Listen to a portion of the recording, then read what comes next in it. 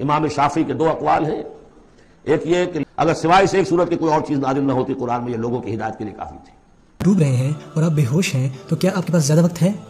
نہیں، آپ کے پاس زیادہ وقت نہیں ہے، جس کا مطلب ہے کہ آپ کا وقت ختم ہو رہا ہے. بچوں سے بھی کہہ کر دیکھیے کہ گلی میں مت کھیلو. تم کرکٹ کھیل رہے ہو، کسی گاڑی کا شیشہ توڑو گے تو پھر اپنی عزت بچا کر وہاں سے نکل کر گھر واپس پہنچنا مشکل ہو جائے گا. کوئی نہیں چاہتا کہ کوئی بات آپ بتائیں. تو پھر اب آپ کو صبر کی ضرورت ہوگی. آپ اس پر کام کرتے رہیں، جیسے کہ حضرت لقمان نے اپنے بیٹے کو نصیحت کی تھی، یا بنی اقم الصلاۃ وامر بالمعروف ونہی عن المنکر واصبر علی ما اصابک. پھر جو بھی تکلیف آئے اسے جھیلو. پہلی چیز تھی آپ کا جاگنا اور دوسری تھی تیرنا. اور جب آپ اوپر آ جاتے ہو تو کیا ہوتا ہے کہ آپ کو کوئی نیچے کی طرف واپس کھینچتا ہے. اور کون آپ کو نیچے کی طرف واپس کھینچتا ہے؟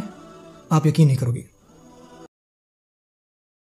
اب آ گئی وہ صورت جو قرآن مجید کے مختصر ترین صورتوں میں سے ہے لیکن جامع ترین صورتوں میں سے ہے، سورۃ العصر، جس کے بارے میں امام شافعی کے دو اقوال ہیں. ایک یہ کہ اگر سوائے سے ایک صورت کی کوئی اور چیز نازل نہ ہوتی قرآن میں، یہ لوگوں کی ہدایت کے لیے کافی تھی. والعصر، زمانے کی قسم ہے، زمانہ گواہ ہے، پوری تاریخ انسانی اس پر گواہی دے گی. ان الانسان لفی خسر، یقیناً انسان خسارے میں ہے، گھاٹے میں ہے. الا الذین آمنوا، سوائے ان کے جو چار شرطیں پوری کریں، ایک نہیں. الا الذین آمنوا وعملوا الصالحات وتواصوا بالحق وتواصوا بالصبر. ایمان لائیں، جو اس کائنات کے مخفی حقائق ہیں ان کو سمجھیں، ان کا شعور حاصل کریں، ان کی تصدیق کریں. ایمان باللہ، ایمان بالآخرہ، ایمان بالرسالت، پھر اس کے عملی تقاضوں کو پورا کریں. وعملوا الصالحات، پھر یہ کہ اس کے اوپر نہ صرف خود قائم ہوں، اس کی دعوت دیں، اس کو پھیلائیں، وصیت کریں. جو بھی حق ہے، جو بھی صحیح بات ہے، امر بالمعروف ہے، نہی عن المنکر ہے، تواصوا بالحق. اور پھر یہ کہ جب یہ کام آپ کریں گے، آزمائشیں آئیں گی، تکلیفیں آئیں گی، مصیبتیں آئیں گی، ریزنٹمنٹس ہوں گی، لوگ ناراض ہوں گے. آپ کیوں ان سے کہہ رہے ہیں کہ یہ کام آپ نہ کریں، یہ غلط کام ہے. بچوں سے بھی کہہ کر دیکھیے کہ گلی میں مت کھیلو. تم کرکٹ کھیل رہے ہو، کسی گاڑی کا شیشہ توڑو گے تو پھر اپنی عزت بچا کر وہاں سے نکل کر گھر واپس پہنچنا مشکل ہو جائے گا. کوئی نہیں چاہتا کہ کوئی بات آپ بتائیں. تو پھر اب آپ کو صبر کی ضرورت ہوگی. آپ اس پر کام کرتے رہیں، جیسے کہ حضرت لقمان نے اپنے بیٹے کو نصیحت کی تھی، یا بنی اقم الصلاۃ وامر بالمعروف ونہی عن المنکر واصبر علی ما اصابک. پھر جو بھی تکلیف آئے اسے جھیلو. پھر یہ کہ آدمی جو ہے بزدل نہ ہو، تھردلا نہ ہو، کہ اس قدم سے واپس آ جائے، اس خوف سے کہ کہیں مجھے اس میں کوئی تکلیف نہ آ جائے. وَلَنَبْلُوَنَّكُمْ بِشَيْءٍ مِّنَ الْخَوْفِ وَالْجُوعِ وَنَقْصٍ مِّنَ الْأَمْوَالِ وَالْأَنفُسِ وَالثَّمَرَاتِ وَبَشِّرِ الصَّابِرِينَ، صبر کرنے والے. وَالْعَصْرِ إِنَّ الْإِنسَانَ لَفِي خُسْرٍ إِلَّا الَّذِينَ آمَنُوا وَعَمِلُوا الصَّالِحَاتِ وَتَوَاصَوْا بِالْحَقِّ وَتَوَاصَوْا بِالصَّبْرِ. اور جو امیج میں آج آپ کے ساتھ شیئر کرنا چاہتا ہوں، یہ انشاءاللہ آپ کو کافی مدد دے گی سورۃ العصر کو گہرائی میں سمجھنے کے لیے. فرض کریں کہ آپ ڈوب رہے ہیں اور آپ اپنے ہوش و حواس میں بھی نہیں ہیں. دو چیزیں، آپ ڈوب رہے ہیں اور آپ اپنے ہوش میں بھی نہیں ہیں. تو کیا آپ کے پاس زیادہ وقت ہے؟ اگر آپ ڈوب رہے ہیں اور آپ بے ہوش ہیں تو کیا آپ کے پاس زیادہ وقت ہے؟ نہیں، آپ کے پاس زیادہ وقت نہیں ہے، جس کا مطلب ہے کہ آپ کا وقت ختم ہو رہا ہے. اور کیا آپ کو پتہ ہے کہ عربی میں کون سا لفظ استعمال ہوا ہے جب وقت ختم ہو رہا ہوتا ہے؟ جو لفظ استعمال ہوا ہے وہ ہے العصر، جس کا مطلب ہے وہ وقت جو ختم ہو رہا ہو. دن کے آخری حصے کو جب دن کا وقت ختم ہوتا ہے، عصر کی نماز ادا کی جاتی ہے. دراصل عصر نکلا ہے لفظ عصیر سے، پھل جس کو آپ دبا کر نچوڑ دیتے ہو. اور ایون عصر صوبہ بھی استعمال ہوا ہے، وہ کپڑا جس کو آپ پانی میں ڈال کر نچوڑ دیتے ہو اور سارا کا سارا پانی نکل آتا ہے. اسی طرح عصرہ یہاں پر ایک فعل کی طرح استعمال ہوا ہے. سو آپ ڈوب رہے ہو، آپ بے ہوش ہو اور آپ کا وقت بھی ختم ہو رہا ہے. تو سب سے پہلی چیز کیا ہوگی جو آپ کرو گے زندہ رہنے کے لیے اگر آپ ایسی حالت میں ہوتے ہو؟ اگر آپ زندہ رہنا چاہتے ہو تو سب سے پہلے آپ کیا کرو گے؟ جاگ جاؤ گے، ہوش میں آؤ گے. اگر آپ بے ہوش ہی رہے تو پھر تو آپ کے بچنے کے چانسز بہت کم ہیں. سب سے پہلی چیز جو آپ نے کرنی ہے وہ ہے ہوش میں آنا. اس سے بالکل فرق نہیں پڑتا کہ آپ اپنے سب سے حسین خواب میں تھے اور اپنے خواب میں آپ کامیابیوں کو چھو رہے تھے. لائک آپ فراری چلا رہے تھے وہ کمرشلز جس میں دکھاتے ہیں کہ ایک طرف پہاڑ ہیں اور دوسری طرف سمندر اور درمیان میں ایک خوبصورت سی گاڑی. آپ اس طرح کے کسی ایک خواب میں ہو جو کہ محض صرف ایک خواب ہی ہے. لیکن جب آپ اٹھتے ہو تو کیا پتہ چلتا ہے؟ آپ ڈوب رہے ہو، آپ پانی کے اندر ہو. تو یہ ہے سب سے پہلی کنڈیشن کہ آپ کو جاگنا ہے، ہوش میں آنا ہے. اور جب آپ اٹھ جاتے ہو تو کہتے ہو او یار میں تو اچھا والا خواب دیکھ رہا تھا، اس سے تو بہتر ہے کہ میں واپس سو جاؤں. اور اگر آپ ایسا کرتے ہو تو آپ کس طرح کے انسان کہلاؤ گے؟ کم عقل. اور یا وہ جس میں ہمت ہی نہیں سچ کا، وہ کسی کو قصوروار نہیں ٹھہرا سکتا سوائے اپنے آپ کے.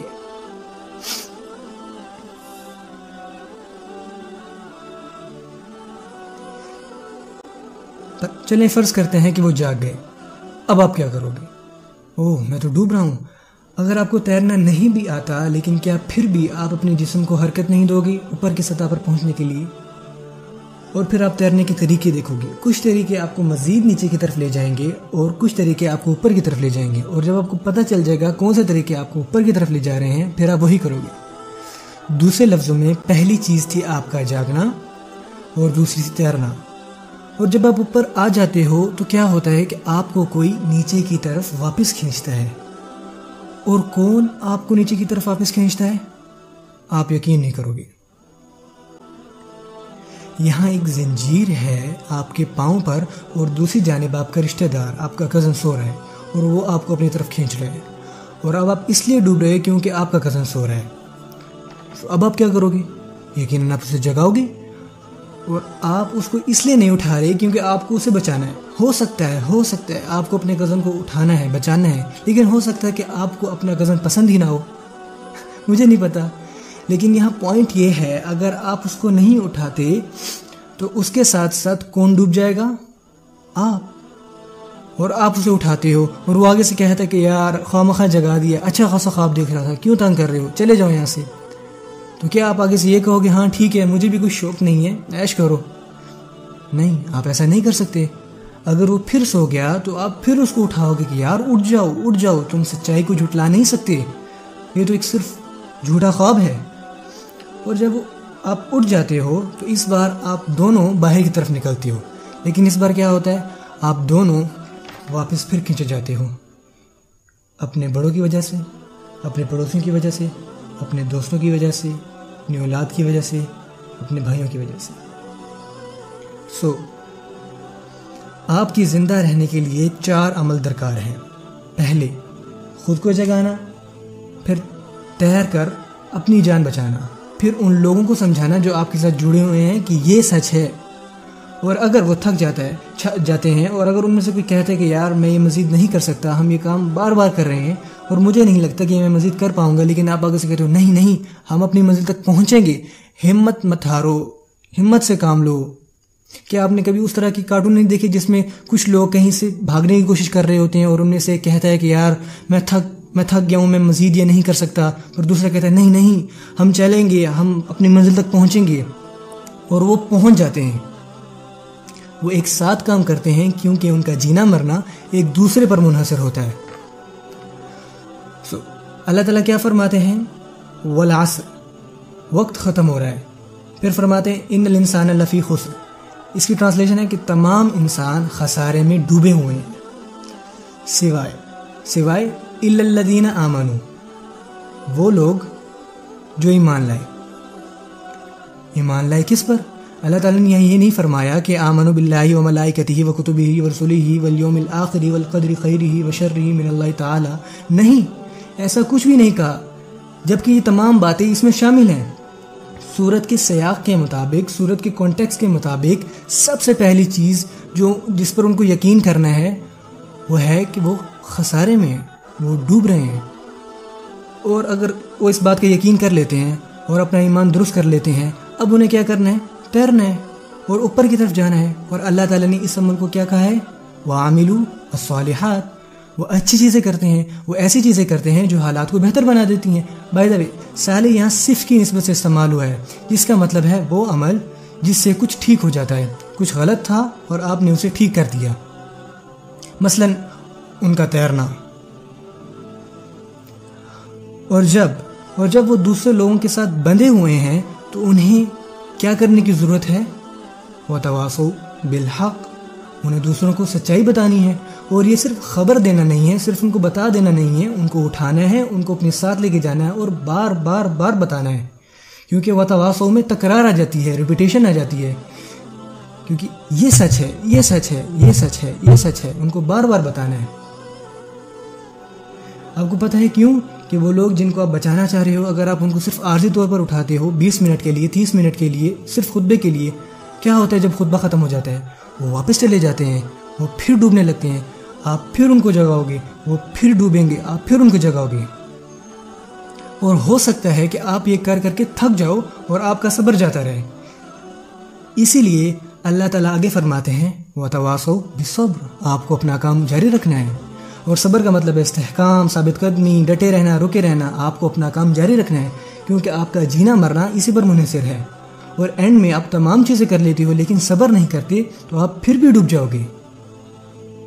اور اگر آپ ہار مان جاتے ہو, اگر آپ کے پاس ایمان ہے اور آپ اچھے کام کرتے ہو اور آپ لوگوں کو حق بتاتے ہو لیکن آپ کے پاس صبر نہیں ہے, آپ پھر بھی ڈوب جاؤ گے.